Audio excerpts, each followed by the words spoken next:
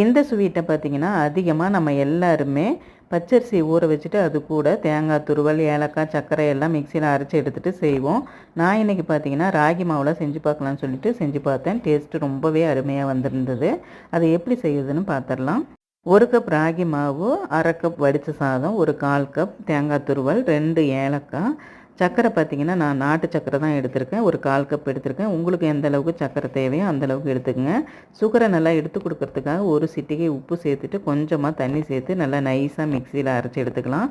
இந்த அளவுக்கு நம்ம மாவை கரைச்சி வச்சுட்டு வாணலில் எண்ணெய் இல்லைன்னா நெய் ரெண்டுத்தில் ஏதாவது ஒன்றை ஊற்றிட்டு இந்த தேங்காயை இந்த மாதிரி கட் பண்ணிவிட்டு கலர் மாற வரைக்கும் வறுத்து ஒரு பக்கமாக எடுத்து வச்சிடலாம். அதே வாணலில் நம்ம ஆப்பத்துக்கு எப்படி மாவு ஊற்றுமோ அந்த மாதிரி ஊற்றிட்டு அதுக்கு மேலே நம்ம வறுத்து வச்சுருக்க தேங்காயை அந்த மாதிரி தூவி விட்டுடலாம்.